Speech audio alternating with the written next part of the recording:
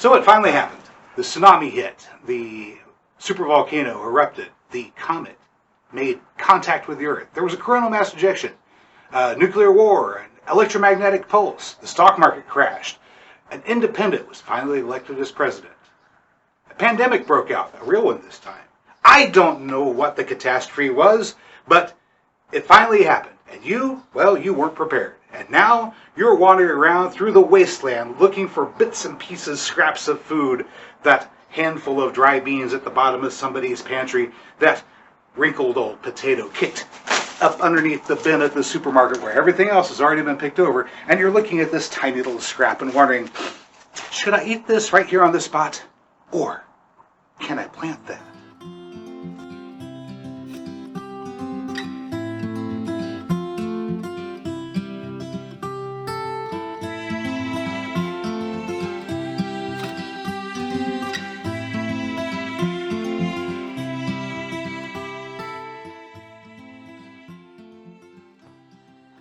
The object of today's Can I Plant That is turmeric.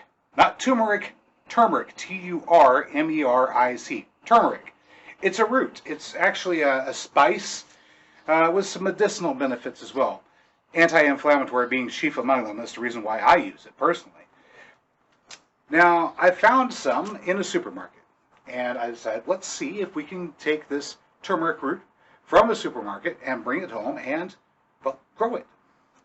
And to do that, we're going to use this right over here. You may recall some time ago, I tried planting some ginger that we purchased from the grocery store, and that worked out fairly well. And the system that we used was similar to starting sweet potatoes. Actually, it took a tray and put a growing medium soil into it, and then embedded the roots into that and allowed them to sprout, and then we pulled shoots off. We're going to try the same thing with the turmeric root, but we're going to use this here. This is a potting mix. I received some plants that came packaged in this potting mix, which is peat moss, and there's some perlite and stuff like that in it.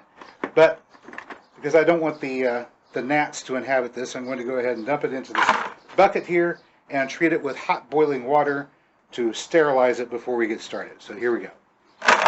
1 gallon of potting mix.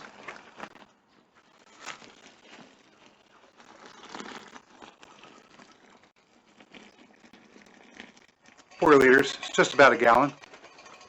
Okay, so as you may know, peat moss is a repository for fungus gnats. They like to lay their eggs in this stuff. And of course, this was used potting mix, so I have no idea what kind of other nastiness might have been in there.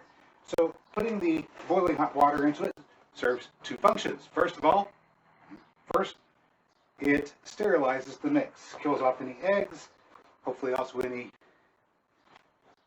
potential disease vectors that might be in there. And of course, 2, it hydrates the peat moss. So, all right, we've allowed this to cool off a little bit, so we're going to go ahead and pour it into this 1020 tray. And it's still steaming, so it's still a little hot. All right, we're just going to spread this out. Nice and neat. Let that cool a little bit. It's almost there.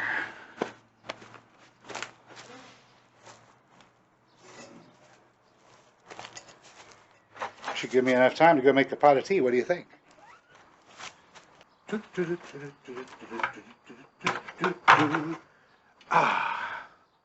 Real tea comes from a plant called Camellia sinensis. Camellia sinensis, and it originated in China. For a long time, the emperor of China, because China was ruled by an emperor in those days, forbade tea plants or seeds from being exported out of China. And tea would only be traded in exchange for silver. It's kind of interesting.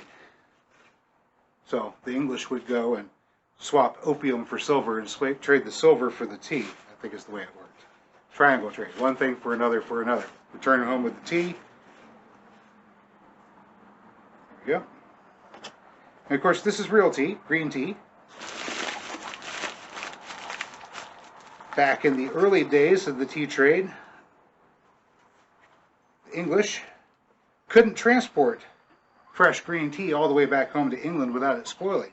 So they spoiled it deliberately in a process called fermentation. That's how you get the black tea. real tea is not black. Do you think the water's boiled yet? We'll find out.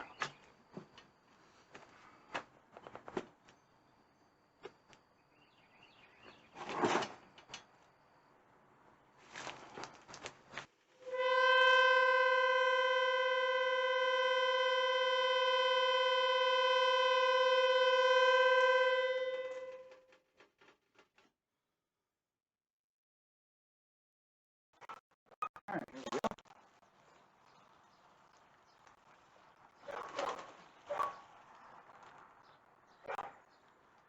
I'll just allow that to steep for a bit. So, while the tea is steeping, I've got my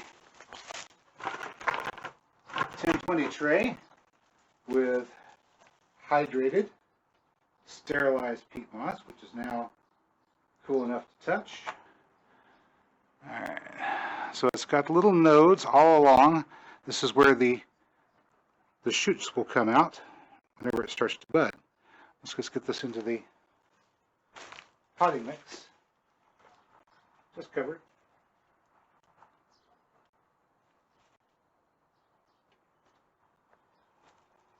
Just like so.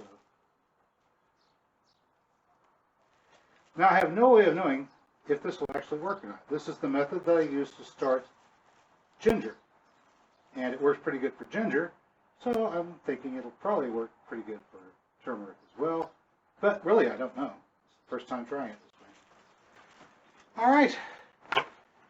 Now we'll just keep this with a soil temperature of around 70 degrees or more and keep it nice and moist. With the humidity dome on, that should be not a hard problem at all.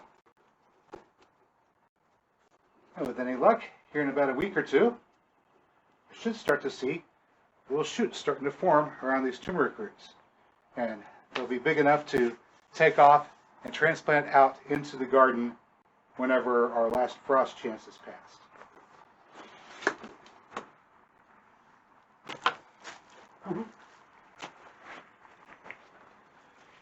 And hey, that's all I've got for you today, good people. If you found this video informative or entertaining, you know what to do. And I will catch you next time.